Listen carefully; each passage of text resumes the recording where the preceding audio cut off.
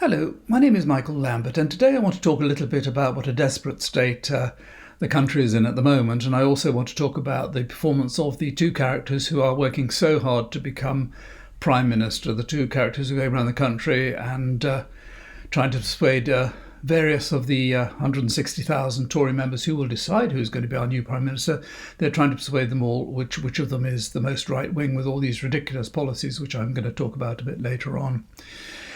Quite frankly, I think anybody who wants to be Prime Minister at the moment has to be out of their mind, really, because there are so many challenges to face, and the sort of policies that these people are coming, that Sunak and Truss are coming out with, are just not going to do it, not going to hack it. I don't think anybody could actually get us out of the mess that we're in right now, frankly.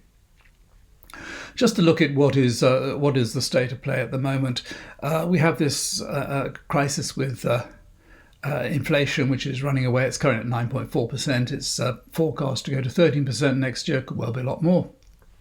That's affecting everybody, making everything more expensive. We've got interest rates that have just gone up last week, biggest rise in 27 years. That's going to affect everybody who's got a mortgage. It's going to affect anybody who's got loans and so on.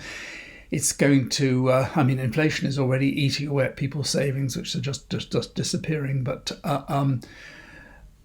house prices, funnily enough, are still going up, but there's going to come a point where people are going to be unable to pay their mortgages, and people are going to start defaulting and being repossessed, and there could well be, I think, a turn in the housing market before very long. It seems almost inevitable to me.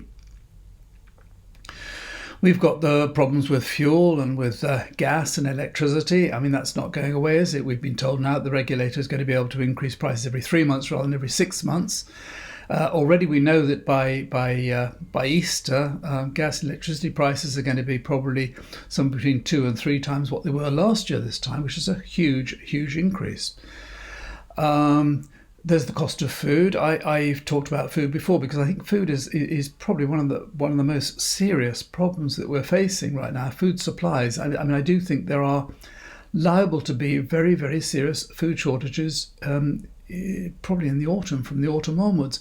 And I'll tell you why, and as I say, I've said this before, but in the first place, UK farmers who couldn't get labour last year to harvest the fruit and veg and whatever, a lot of them are not planted this year. So there's a shortage this year of people growing less food. There's been the drought, which of course has affected crops quite a lot. And in addition to this drought is applying all over Europe. So Europeans are producing less food this year. And remember, we import 40% of our food from the EU. On top of all this, there's the sheer physical problem of getting food from the EU to this country. Because, as I've said many times before, people who've got lorries full of food and they can take it all over Europe, especially the shortages, and the alternative is to come to the UK and all the hassle, they're not going to do it. So unless they're going to put prices up an awful lot. And so I see food prices shooting up, and I see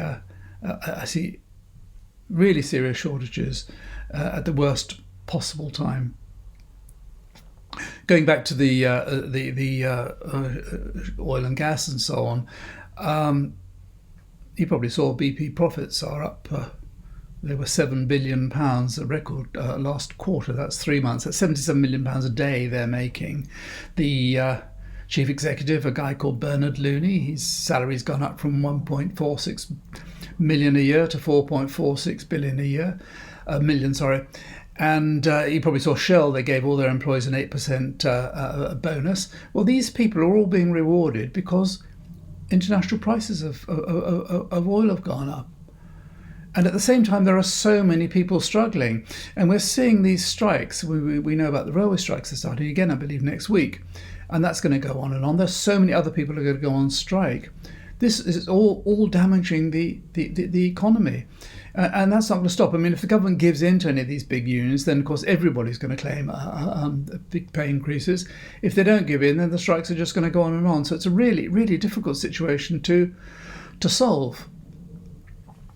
And in addition to this, we've got problems, for example, with the NHS. Look at the NHS, absolute disaster. It's absolutely chaotic. They're now, as I said, I think once before, they're looking for doctors and nurses in all these places like India and Pakistan and Nigeria and Indonesia and so on.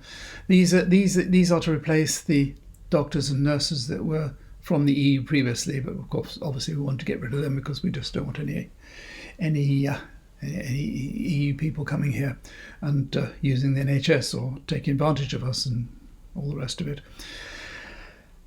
As far as business generally is concerned, firms are going bust right, left and centre. In July, there were the highest number of companies filed for bankruptcy since the financial crash in 2008. 5,629 firms have gone out of business this year. And in terms of voluntary liquidations, people who opted to go out of business, again, it's the highest, I think, for 60 years. And there are 200,000 companies who are in default on the bounce back loans. I mean, these are companies that took these loans, which were very easy to get. The government just gave them away, in fact. And now either they don't want to or have no intention of paying them back, and most of them will never be collected.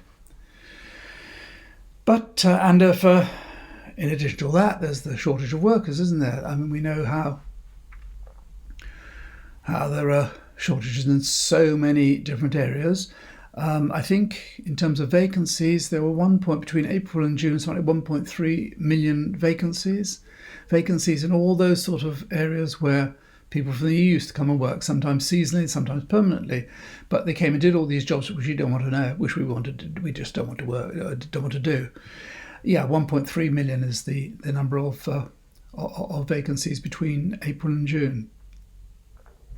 And still the priority is keep out EU workers. We do not want EU workers coming to this country.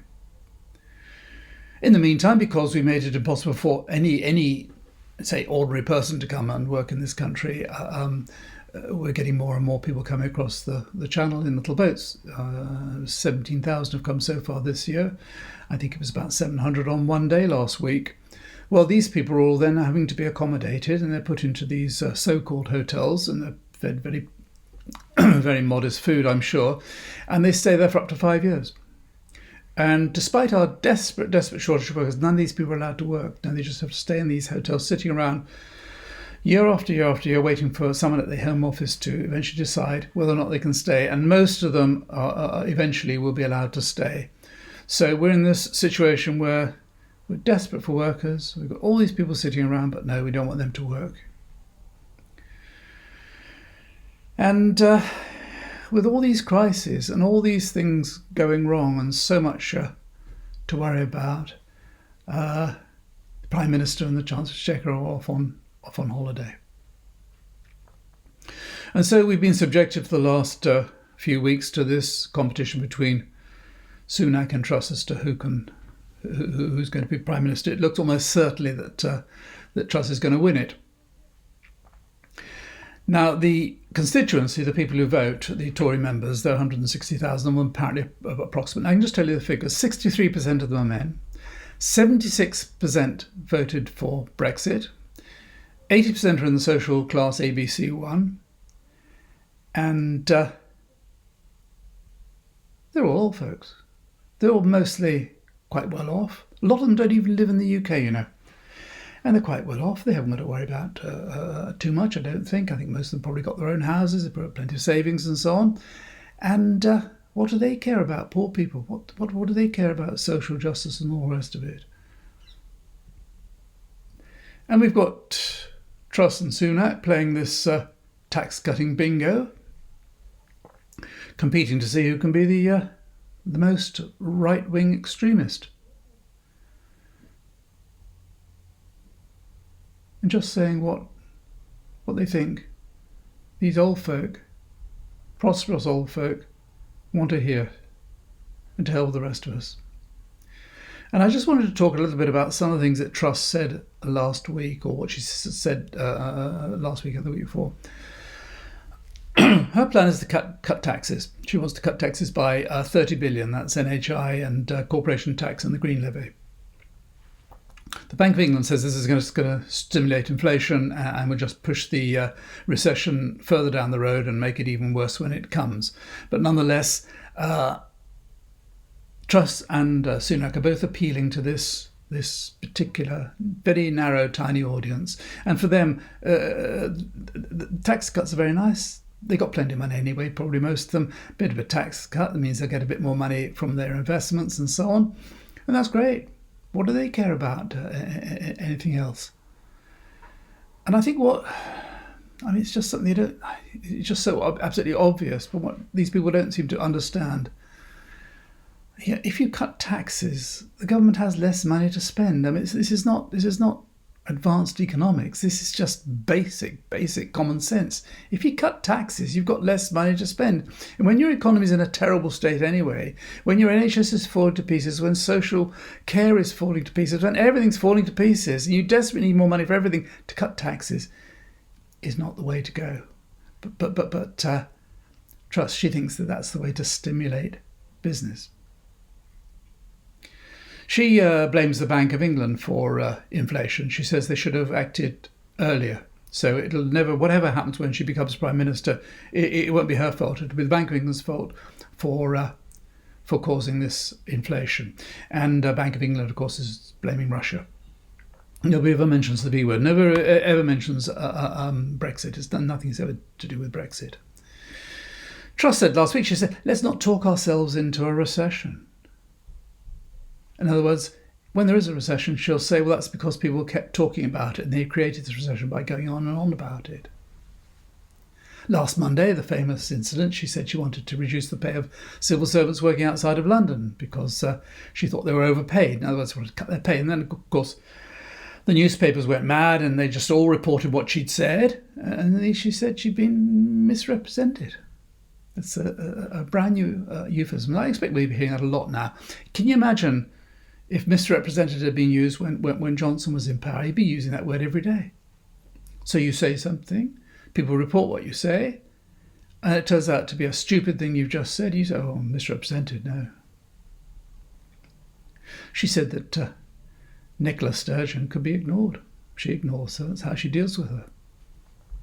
That's immediately antagonised every single Scotsman. I mean, whether you're if you're Scots, if you're pro or against Sturgeon, if the Prime Minister of the UK says that she ignores your leader, that's going to make you pretty angry.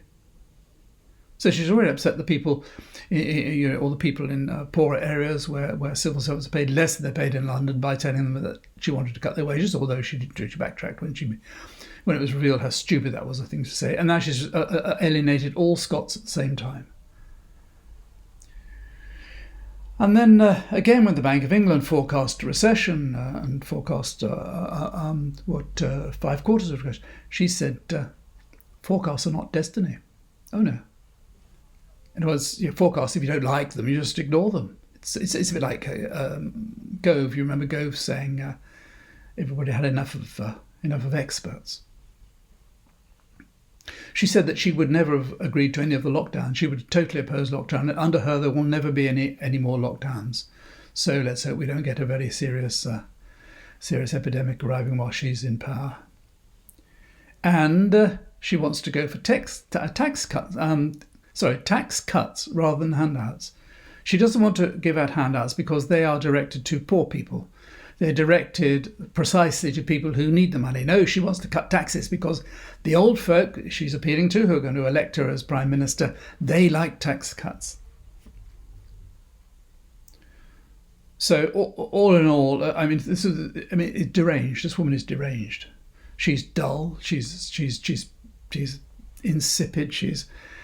Has no charisma, no personality, no strength, no intellectual depth. She's a woman who flips and flops and flips and flops. One minute she's this, one minute she's that. We all know the story about her being such a arch Remainer and how keen she was to remain, and how she absolutely hates the EU and wants to, is going to override the Northern Ireland Protocol. She's decided.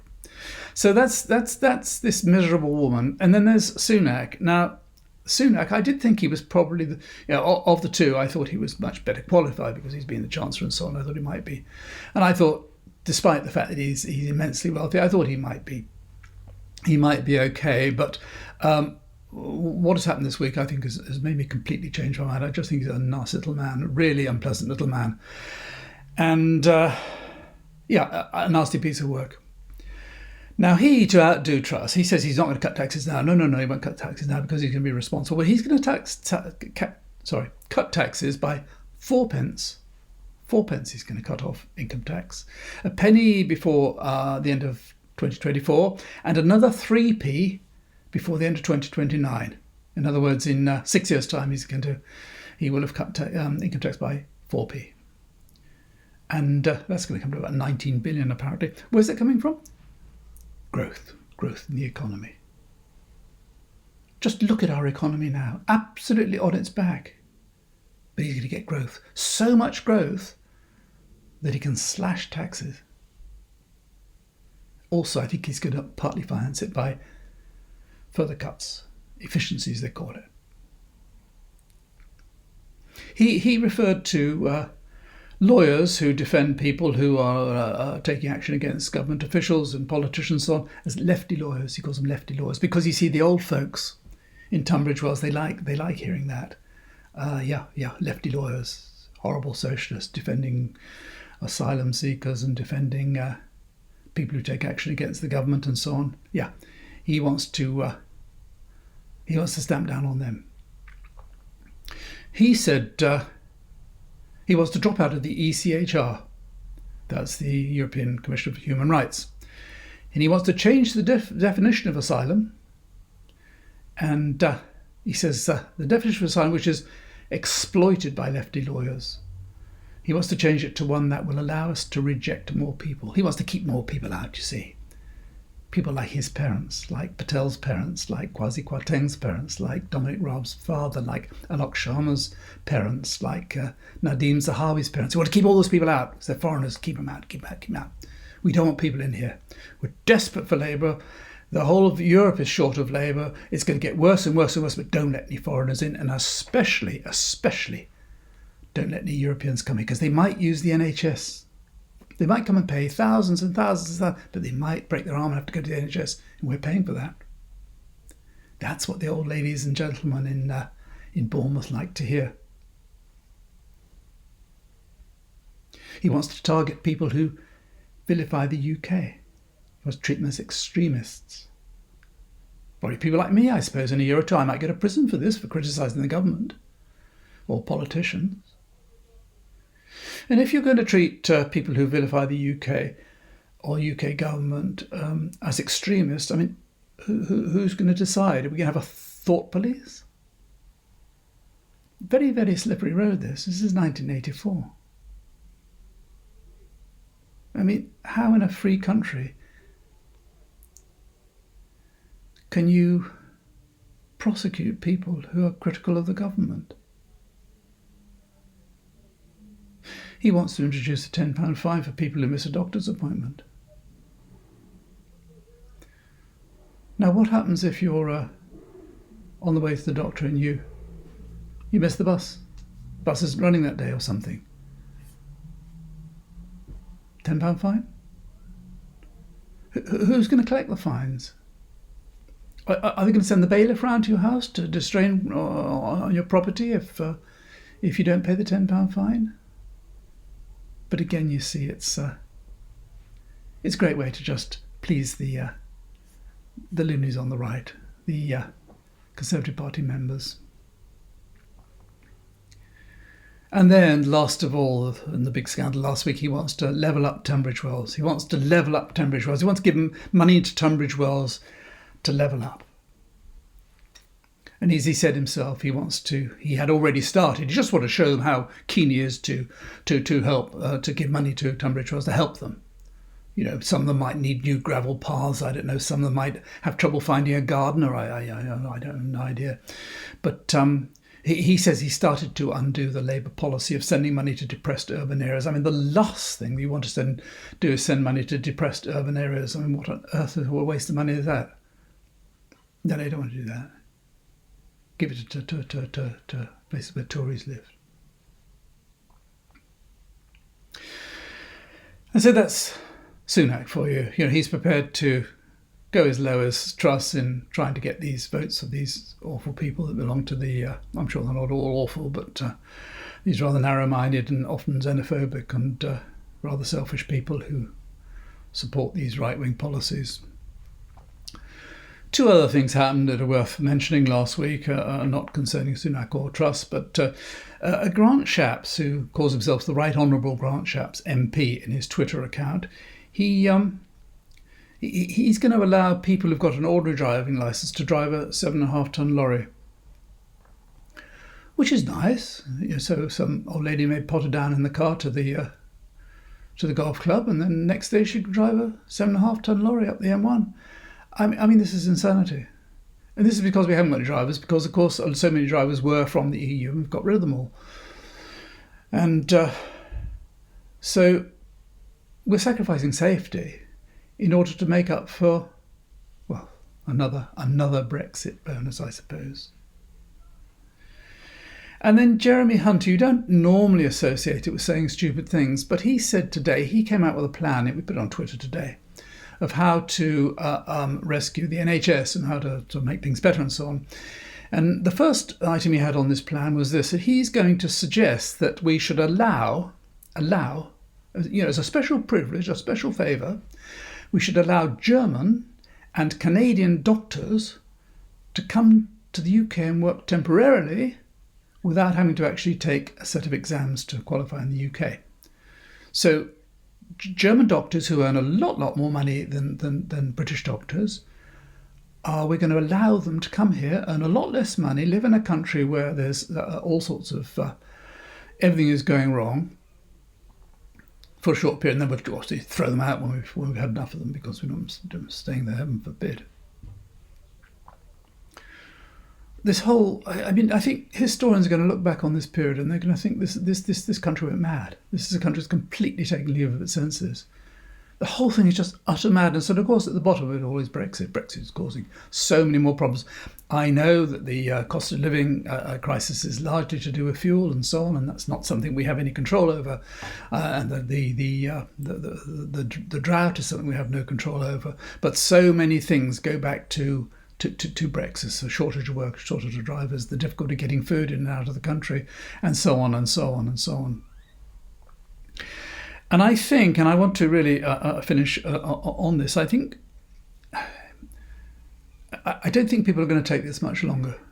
I think people are getting very, very angry. As I've said before, we're enjoying the summer now, lovely weather and all the rest of it, but come September, come October, when you've got to put the heating on, and when you can't afford to, and when you can't afford food. And even now, if you go to the supermarket, you find all the vegetables, and so much of the vegetables and the fruit is all sort of going off by the time it's on the shelves. And prices are going to go on going up, and people are not going to be able to pay for anything, for all sorts of things. I mean, there's already this Don't Pay campaign, which is gaining momentum, and I think hundreds of thousands of people will probably end up not paying at all. And what's the government going to do then? And what's the government going to do if these strikes go on and completely cripple the economy? I mean, you've got this dimwit Truss going to be in charge. I mean, she is absolutely, utterly gormless. What's she going to do? And I have a feeling, and I'm sorry to say this because it's really quite serious, but I have a feeling people are going to be on the streets, and I think people are going to be, you're going to see people smashing, breaking into shops and smashing windows and setting cars on fire and so on. People are just going to say, we're not having any more of this. And when you see how a very small proportion of the population are doing so well and making so much money and having such a good time and are able to go abroad, and when you see how our gas, electricity, our railways, our water companies, all owned by foreigners, who all couldn't give a fig about what happens here. There's going to be a point where people are going to get just too angry, and I think it'll start off with young men probably, but there's going to be trouble. You can't go on and on and on squeezing and taking advantage of people and treating them like idiots. And well, let's hope I'm wrong about that, but I just simply don't see where it goes otherwise. There's this pressure building up and up and up and up, this squeezing. And it'll be the winter when it really becomes clear and becomes evident. And I think that's when there's, the pressure cooker will break. Now, I have got a few comments from my last video which might lighten things a little bit, and I thought I'd share these with you. These are all from people who are still, I think, in favour of Brexit, still think it was a good idea. I got one from Alex R. He says, you're completely missing the point. It is not about these miscellaneous issues. It's about not being ruled by others. Thank God we're out. Why would you want to be ruled by a foreign power? Along with the US and allies, we've had to save Europe from itself before. So he's quite happy we're out. Stig58 says, my final words to this delusional channel and its followers. Our next PM, Liz Truss, who voted Remain, admits she made a mistake and is now committed to Brexit. Let that sink into your thick Remainer skulls. I'm not sure what's supposed to sink in there really, but anyway. Robert Young, give it a rest. Sour grapes again and again. Whatever happens, it's better to be in charge of our own mistakes rather than having them foisted upon us by an unelected quango. He doesn't understand what a quango is, but anyway, I think he's talking about the EU. And he thinks they foisted our mistakes on us. Fair enough. WFJW, he's quite succinct. He says, what a load of crap. Frank Brooker, he says, we the people voted, end of. And what's more, the way Europe tried to punish us for leaving confirms we're better off out. I personally am trying not to put any money or as little as possible into their, spelt wrongly, pockets, failing economies, spelt wrongly, via holidays or purchases. Well, Frank, I'm sure if the EU realise that you're not going to be spending money in the EU, they'll be very, very disappointed. Paul Wood, he's a little bit unkind actually. He says, you won't be around for the benefits. Sorry. Benefits come in 50 years' time apparently, but anyway, no matter. Somebody called Hi UK LDR1. This is fake news. UK is doing much better than portrayed. Problems are being caused by Remainer civil servants not implementing new policies and interference by European Union collaborators such as House of Remainer Lords, EU collaborators in certain areas of government, left-wingers, unions and direct action by EU against sovereign UK.